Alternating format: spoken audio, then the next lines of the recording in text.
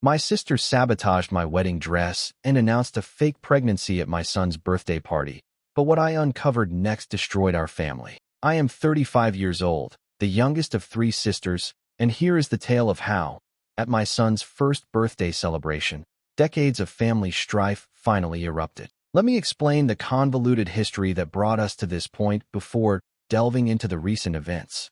My oldest sister, Lisa, 40, and I had a tense relationship while we were growing up in suburban Pennsylvania, but she got along well with our middle sister, Rachel, 38.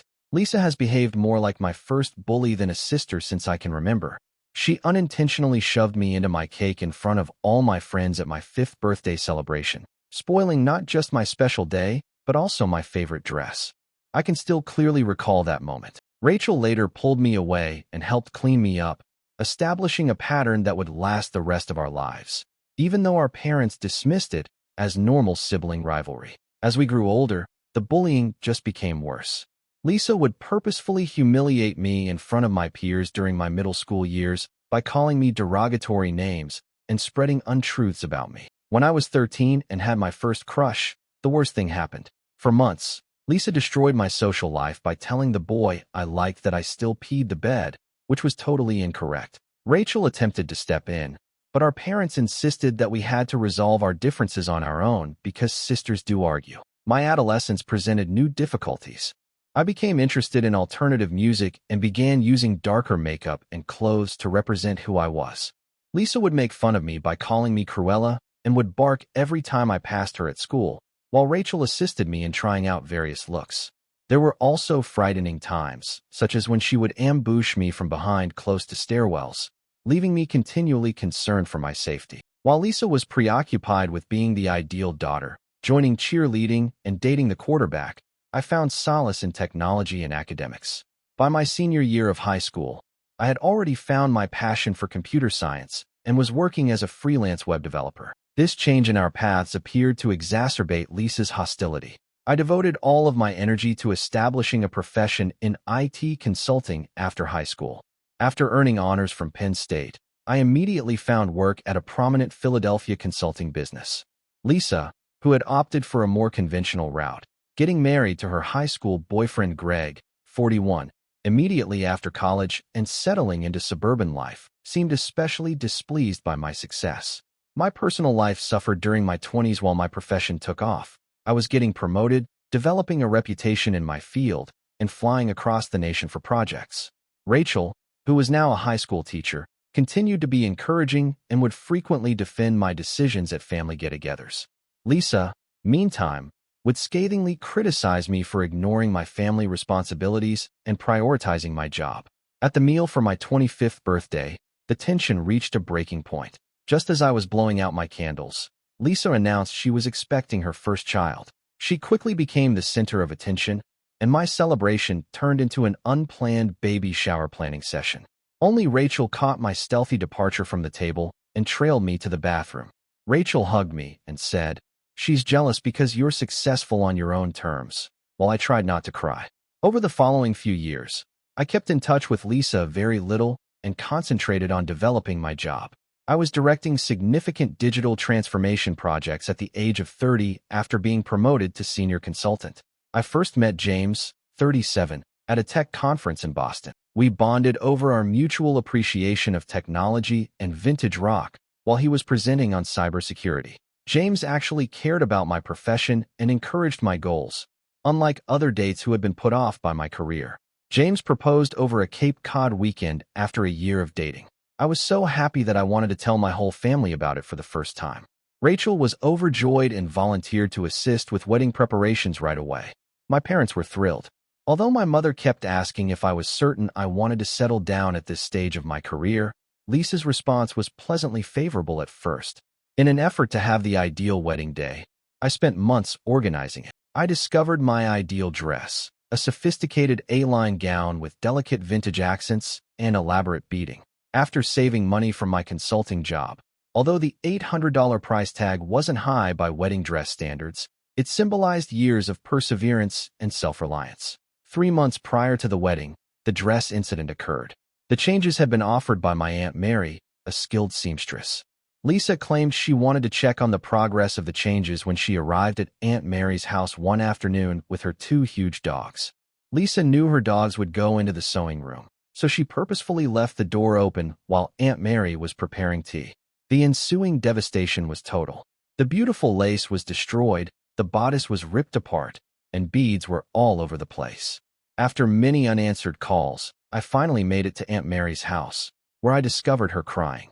At first, she tried to play the blame on herself as she described what had transpired, but something didn't match up. Known for her attention to detail, Aunt Mary would never leave a bridal gown exposed. She explained how Lisa had planned the entire incident when I gently pressed her, even pleading with her not to give me the truth. The ensuing altercation was heated. Presumably to talk about wedding plans, I brought our parents and both sisters to my parents' place.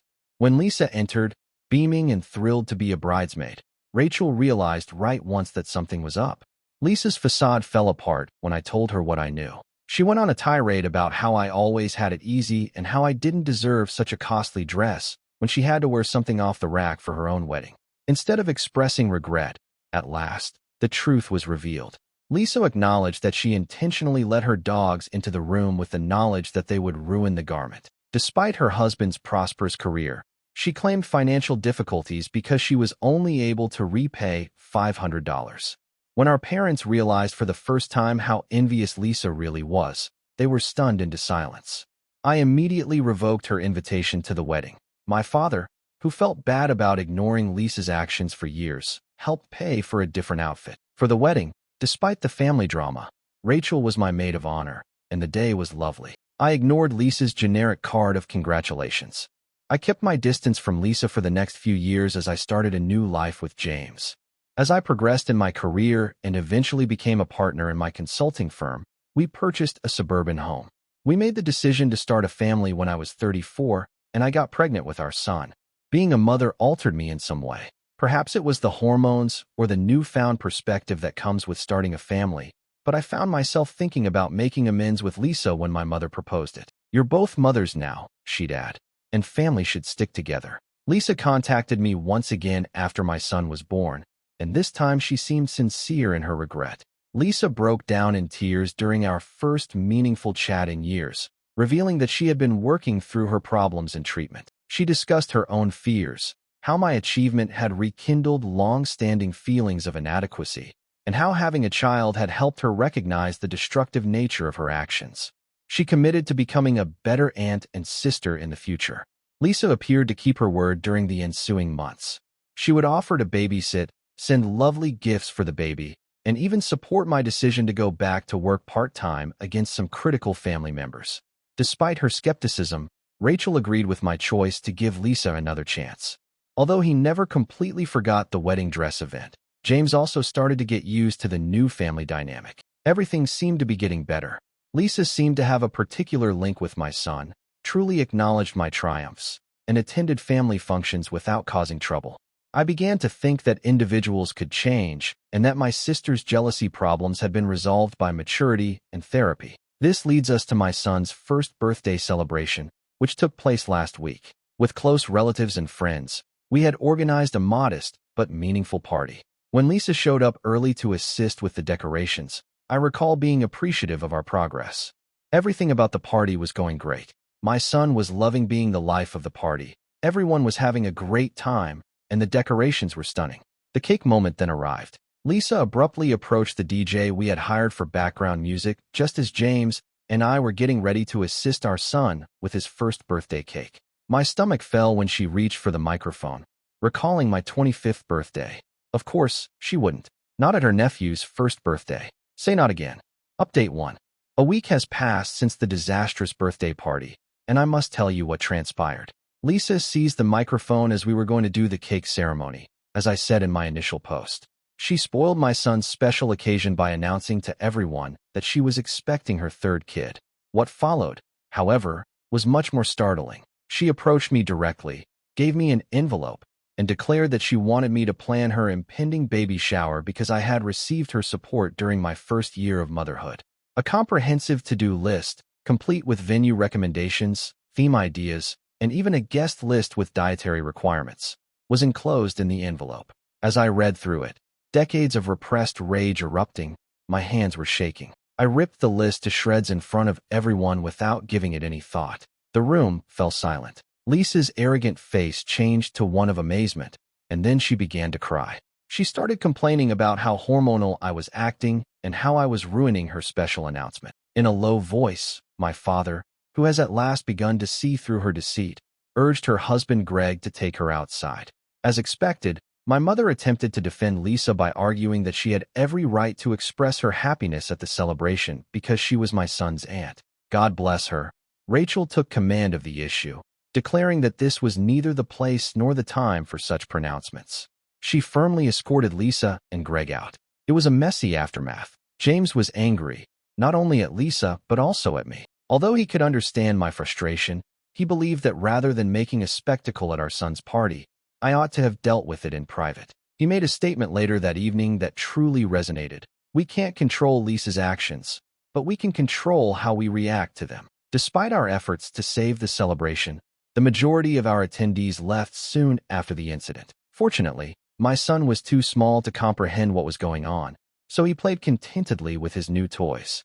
However, as I gazed at the partially consumed cake and discarded party decorations, I couldn't help but believe that Lisa had once again managed to sabotage an important event in my life. Throughout the week, the fallout has persisted. On social media, Lisa has been sharing passive-aggressive posts about poisonous family members and how some people never care about other people's pleasure. She also involves our extended family. On multiple occasions, aunts and cousins have called to apologize for my outburst after reading Lisa's posts on social media.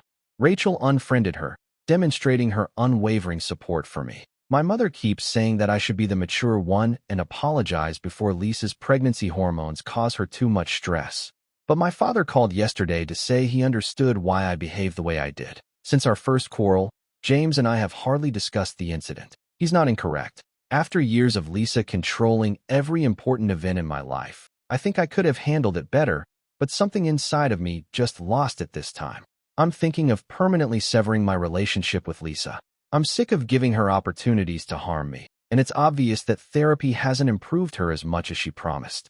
Right now, my top priority is shielding my son from her harmful conduct when he gets older. Is it improper of me to want to avoid contact?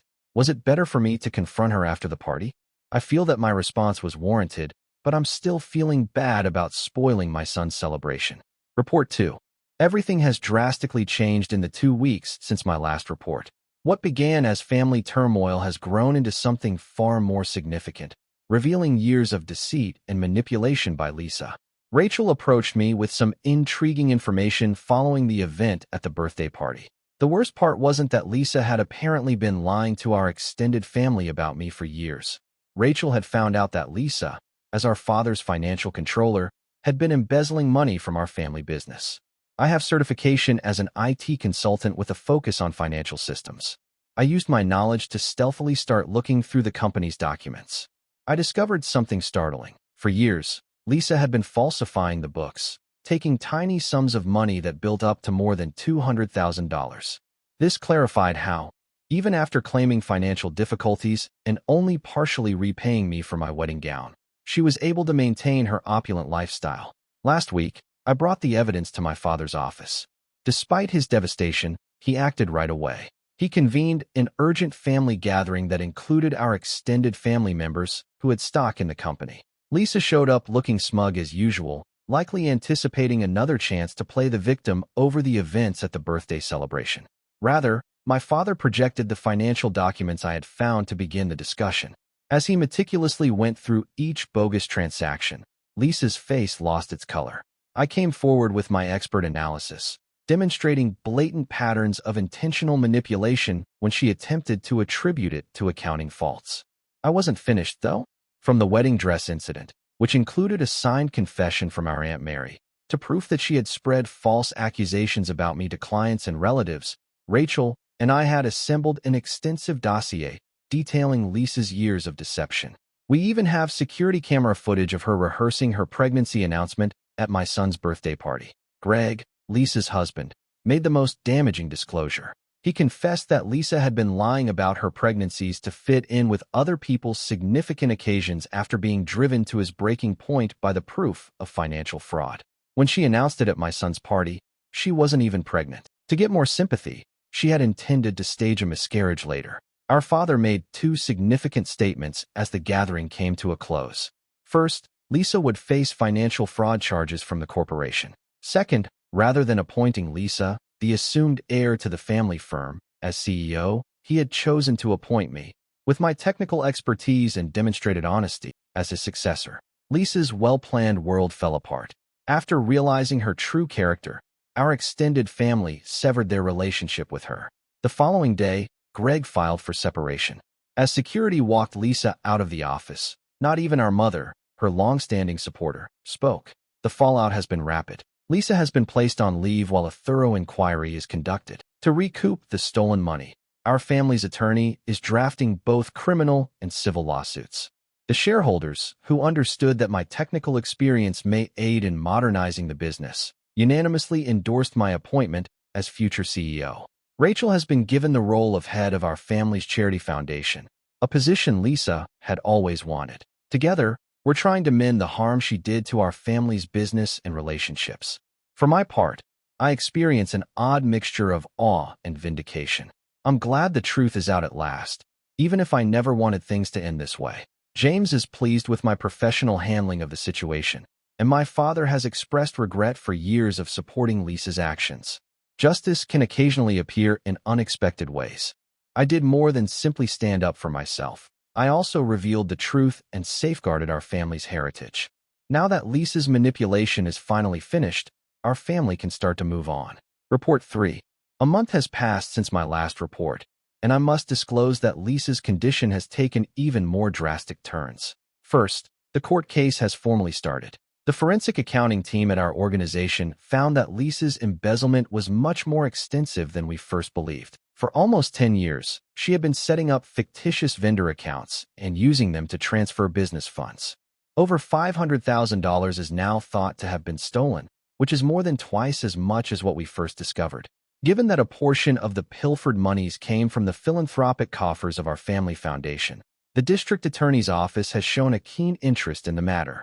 Lisa's carefully constructed reputation as a philanthropic socialite has been utterly destroyed by the revelation that she had been embezzling money from initiatives designed to aid impoverished youngsters. Even more startling evidence has come to light during Greg's divorce procedures.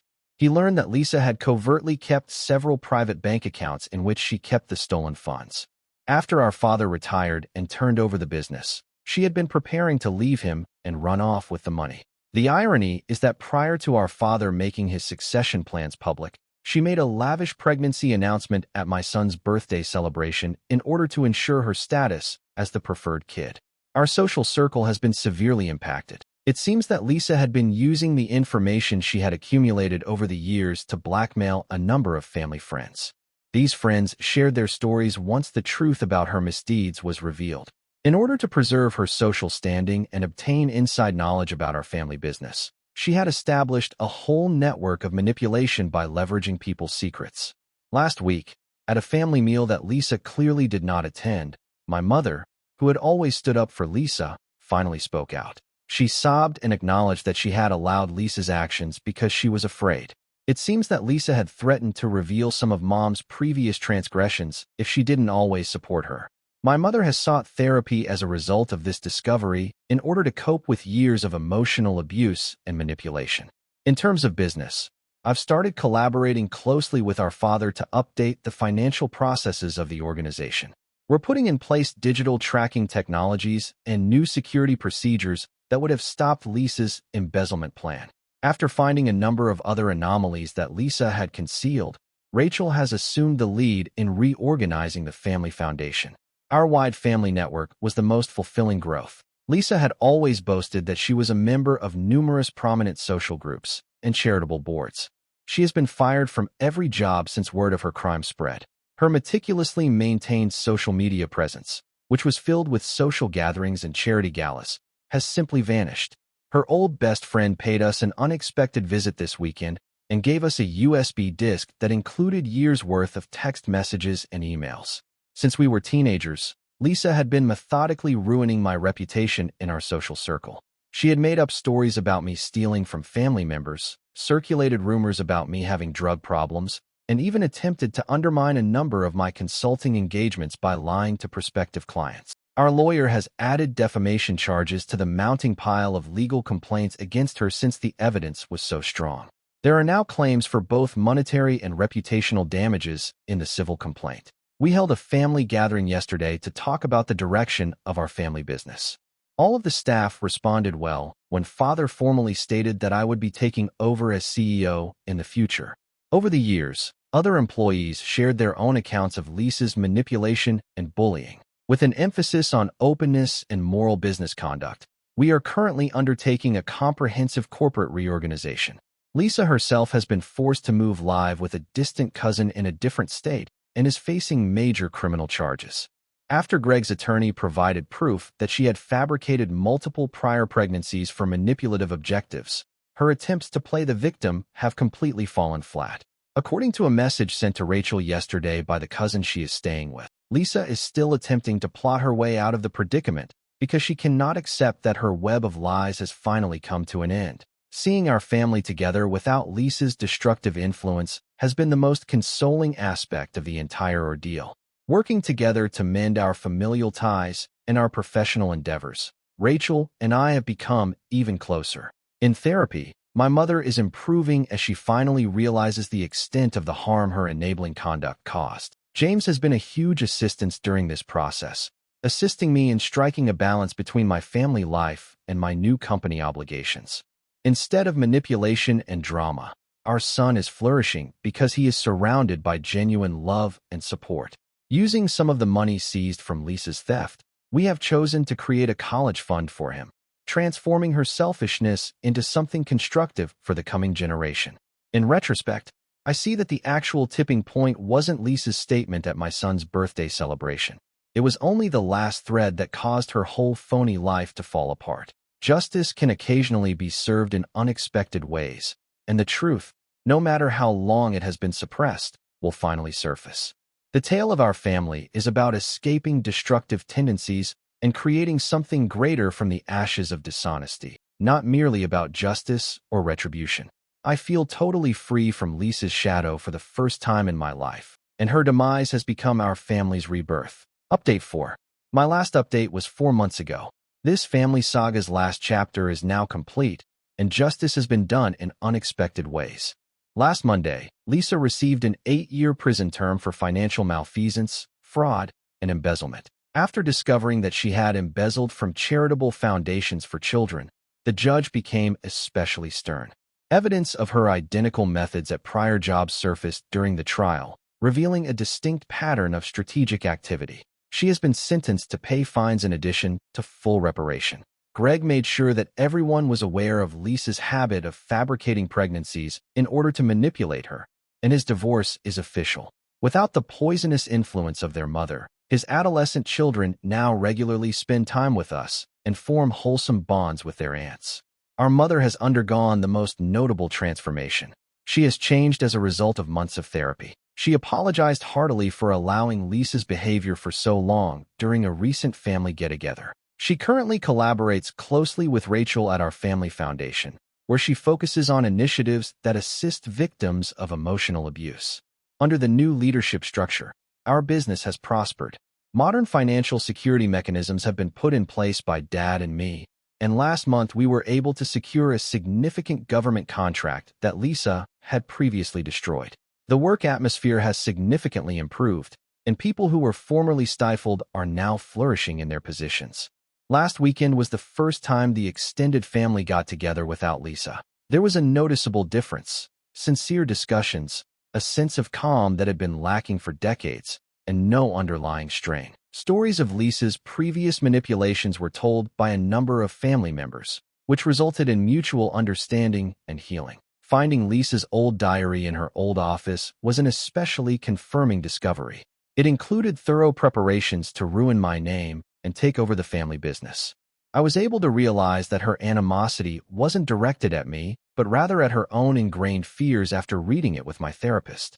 Within our organization, Rachel and I have started a mentorship program to assist young women in family companies in identifying and thwarting workplace deception. We are committed to transforming our bad experience into something constructive for other people.